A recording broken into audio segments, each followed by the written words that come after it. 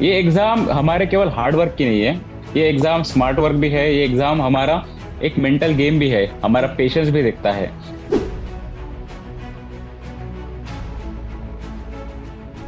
एक फिल्म आई थी box office पर, ट्वेल्थ फेल।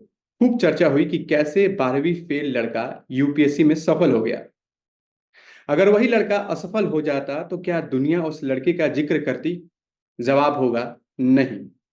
फिर सोशल मीडिया पर जनता यूपीएससी में फेल हुए कुणाल आर विरोलकर की चर्चा क्यों कर रही थी? सच बताए तो इनकी चर्चा सबसे अधिक होनी चाहिए थी, ताकि उन 12,99,000 लड़के और लड़कियों को हिम्मत मिल सके जो इस बार प्री मेंस और इंटरव्यू में कहीं ना कहीं असफल हो गए। उन्हीं में से एक की कहानी आज आपके सामने है, जिसने पिछले 13 सालों में 12 बार प्री, 7 बार मेंस और 5 बार इंटरव्यू तक पहुंचने के बाद भी यूपीएससी क्रैक नहीं कर पाया। मिलिए आज के हमारे मेहमान कुणाल आर विरुलकर से, जिनकी हिम्मत को हम खुद सलाम करते हैं, जो बिना किसी नाउमीदी को गले लगाए लगातार यूपीएससी को गले लगाने का प्रयास कर रहे हैं। कुणाल जी, आपका बहुत बहुत स्वागत है इस खास बातचीत शो में। धन्यवाद रवि जी। आपने मुझे आपके शो पे बुलाया है, इसके लिए मैं फिर से आपको धन्यवाद कहना चाहता हूँ। मेरा पहला सवाल, क्या आपने ट्वेल्थ फेल मूवी देखी है? जी नहीं, मैंने ट्वेल्थ फेल मूवी नहीं देखी। आपने ट्वेल्थ फेल मूवी नहीं देखी? मैं नहीं थोड़ा सा देखी। बता देता हूँ कि उसमें एक ऐसे व्यक्ति की कहानी है जो लगातार मेहनत करता है, 12वीं फेल होता है, फिर 12वीं का एग्जाम देता है, फिर वो कई प्रयास के बाद यूपीएससी निकालता है। ठीक है। ये बायोपिक है। एक आज के वर्तमान में मनोज जी हैं, उनके ऊपर ये फिल्म बनाई गई थी। तो क्या आपको ये नहीं लगा कि मैं अगर मेरा रिजल्ट आ जाता इस बार, तो क्या मेरे ऊपर भी मूवी बनती? ये सब्जेक्टिव है। शायद बनती भी नहीं बनती भी, लेकिन मुझे ऐसा लगता है कि जो भी एस्पिरेंट्स यूपीएससी के जर्नी में संघर्ष करते हैं, वो सारे के सारे एस्पिरेंट डिजर्व करते हैं। उनके ऊपर कुछ जीवनी रहे या कुछ मूवी रहे या कुछ वेब सीरीज रहे। तो मुझे लगता है जो मनोज सर की ट्वेल्थ में मूवी आई थी, वो केवल उनके ऊपर नहीं है, सारे एस्पिरेंट्स के ऊपर है।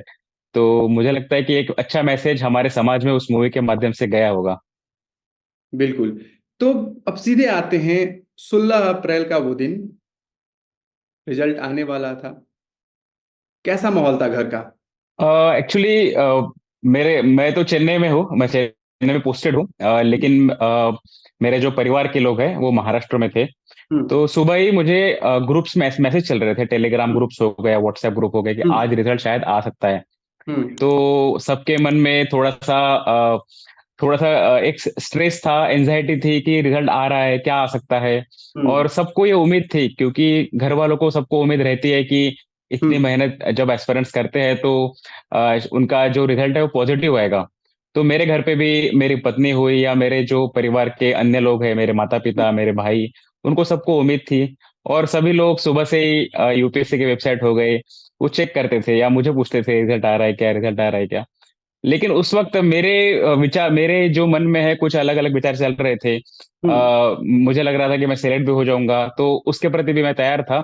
लेकिन एक मन ये कह रहा था कि मैं 4 बार इसके पहले भी ऐसा लगता था, लेकिन सिलेक्ट नहीं हो पाया था। हम्म। तो मैं उस वजह से प्रिपेयर था कि अगर नहीं भी सिलेक्ट हो तो हमें फ्रस्ट्रेट नहीं होना है, हमें डिप्रेशन में नहीं जाना है, क्योंकि एक ये एग्जाम है, एक ये संघर्ष है, लंबी लड़ाई रहती है इसमें। तो जो भी रिजल्ट आएगा उसके लिए हम रेडी थे। तो मैंने घर वालों को भी ऐसा बता दिया था। तो थोड़ा सा शुरुआत में लगा घर वालों को, लेकिन बाद में सब ठीक हुआ। तो रिजल्ट आया और पता चला कि इस बार भी नहीं हुआ। कैसा रिएक्शन? यस। जब रिजल्ट आया तो मुझे लगता है सुबह दोपहर को 1 बजे रिजल्ट आया, तब मैं लंच ही कर रहा था, ऑफिस में लंच टाइम चल रहा था। और जैसे ही पीडीएफ आई, मैंने पीडीएफ में मेरा नाम चेक किया, तो मुझे मेरा नाम नहीं दिखा। जब वो पीडीएफ में जब हम देखते हैं कि नेम नॉट फाउंड, वो सबसे बड़ा दुख होता है एस्पिरेंट की जिंदगी का। मुझे लगता है इससे बड़ा दुख किसी को हो ही नहीं सकता। तो हम्म। मैंने मेरे पापा को फोन किया, मैंने उनको बता दिया कि मेरा सिलेक्शन नहीं हुआ। तो पापा थोड़े मायूस हो गए थे, फिर मैंने घर पे बताया, मेरे वाइफ को बताया। थोड़े वो मायूस हुए थे। लेकिन इस बार मुझे ऐसा कुछ लग नहीं रहा था कि इस बार सिलेक्शन नहीं हुआ तो मैं मायूस मायूस होना चाहिए, क्योंकि मैं सुबह ही प्रिपेयर था दोनों साइड के लिए, अगर मैं सिलेक्ट हो भी या ना भी हो। हम्म। पिछले 13 साल से आप अटेम्प्ट पर अटेम्प्ट दिए जा रहे हैं। ठीक है। मोटिवेशन कहाँ से मिलता है? क्या आपके लाइफ में भी, जैसे आपने बताया कि कोई श्रद्धा है, क्या आपकी भी पत्नी जो श्रद्धा जैसे रोल में है? बेशक मेरी पत्नी ने इस बार मुझे बहुत ज्यादा सपोर्ट किया था। जब मेरी मेंस चल रही थी तो उस वक्त उन्होंने मेरा पूरा ख्याल रखा, मेरे पढ़ाई में डिस्टर्ब ना हो ऐसा उन्होंने सब कुछ मेरा वो ख्याल रखा था। सुबह खाना बनाना, मेंस के पेपर के वक्त सुबह 6 बज के उठ के खाना बनाना, और बाकी भी चीजें, अगर कुछ प्रिंट आउट निकालनी होगी या कुछ टेस्ट सीरीज के लिए कुछ कॉपी स्कैन करके कोचिंग इंस्टीट्यूट को भेजनी होगी, इस सब में मेरे वाइफ ने मुझे बहुत सपोर्ट किया। मेरे फैमिली मेंबर्स ने भी मुझे बहुत सपोर्ट किया था। तो ये जो है ये आपने जो कहा मोटिवेशन के बारे और एक सर, ये जो सिलसिला है यूपीएससी का, ये 2012 से शुरू हुआ था मेरा। तो शुरुआत में जब मैं दिल्ली में कोचिंग करने आया था तो पहली बार जब प्रीलिम नहीं हुआ तो इतना मोटिवेशन था नहीं, लग रहा था कि क्या पता होगा कि नहीं होगा, लेकिन कुछ मेरे दोस्त ऐसे मिले जिन्होंने मुझे मोटिवेट किया। वो बोले एक बार मेंस लिख के देखो। तो हम्म। जब 2013 में मैंने पहले बार मेंस लिखा तब से मुझे काफी मोटिवेशन आने लगा। तब से मैं इसमें निरंतर प्रयास करने लगा।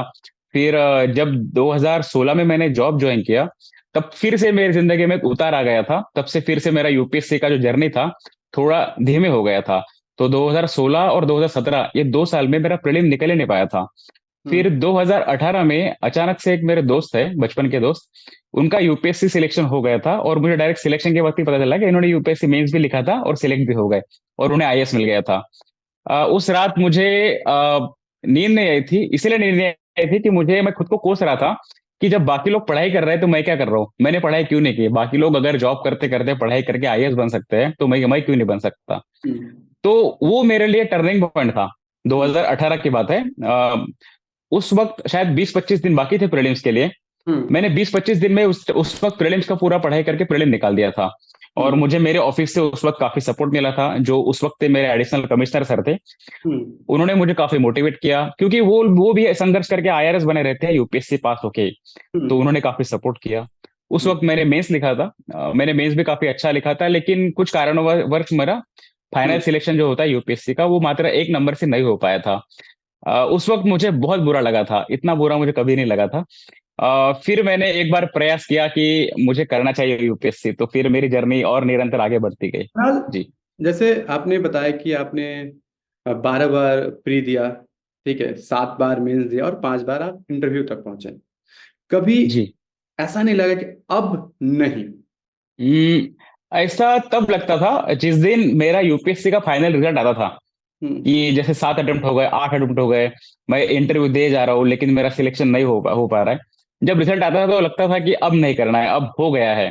लेकिन जब दूसरे दिन उठता था तो मुझे लगता है दूसरे दिन जब नींद में से उठ के एक नई ऊर्जा रहती थी, उस नई ऊर्जा से फिर सोचते थे एक बार कि नहीं, हम कर सकते हैं। हमें, हम्म। मुझे खुद पे भरोसा है कि मैं ये कर सकता हूँ। अगर इस एग्जाम को बाकी लोग भी क्रैक कर सकते हैं तो मैं क्यों नहीं क्रैक कर सकता। और मुझे लगता है कि जो भी व्यक्ति मेहनत करता है उनके पीछे बाकी लोग भी खड़े होते हैं। तो जैसे मेरे साथ भी हुआ, मैं जहाँ काम करता हूँ तो वहाँ पे जो ऑफिसर्स लोग हैं या जो मेरे दोस्त लोग हैं वो मेरा हमेशा सपोर्ट करते हैं मुझे। जो भी सपोर्ट चाहिए यूपीएससी परीक्षा के लिए वो सपोर्ट करते हैं। तो मुझे लगता है कि निरंतरता इसीलिए बनी भी है। इसे लेकर कभी डिप्रेशन में गए?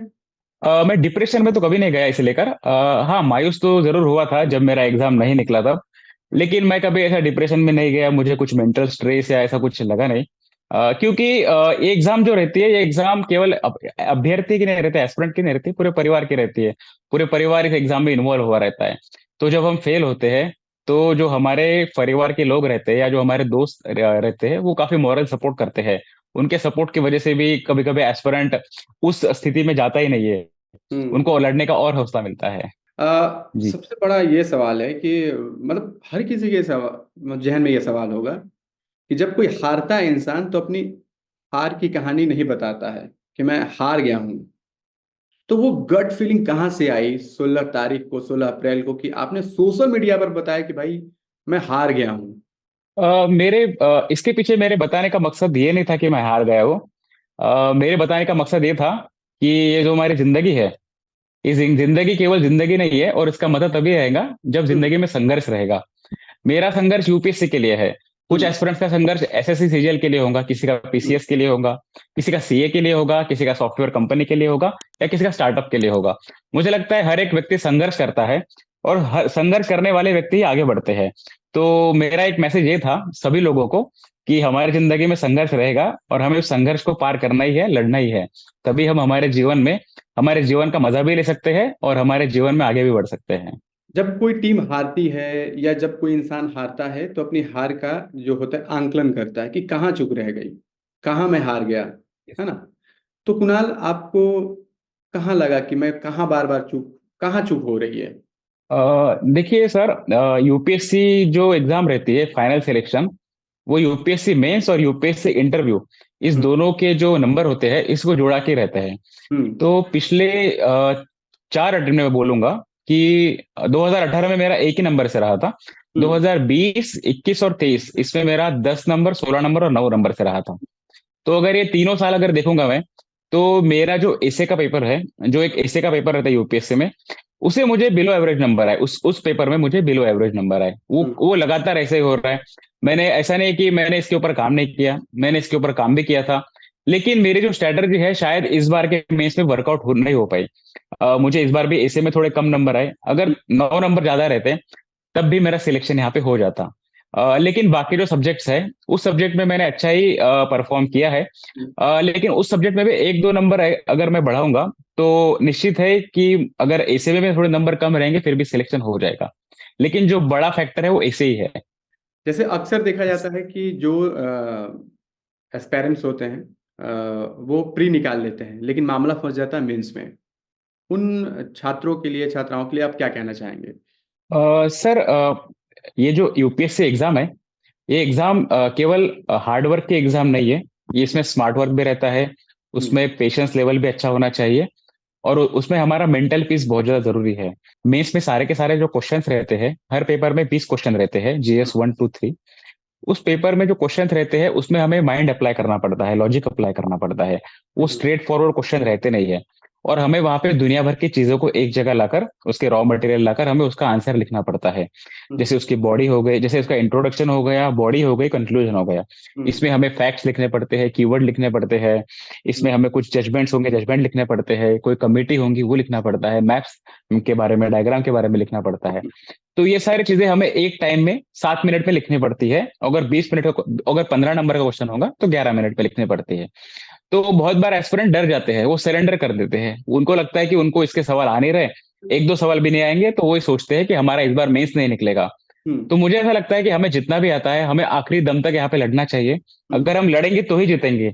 अगर हम बीच में सरेंडर करेंगे तो इस एग्जाम में हम पास नहीं कर पाएंगे। मैं इनको यही कहना चाहूंगा। आपने 5 बार इंटरव्यू दिया। जी सर। इंटरव्यू में किस तरह के सवाल पूछे जाते हैं और आमतौर पर, और कितने लोग होते हैं, थोड़ा विस्तार से बताइएगा इसमें। सर, जब हम जैसे भी जिस दिन इंटरव्यू होता है, हम उस दिन एंटर करते हैं यूपीएससी भवन में।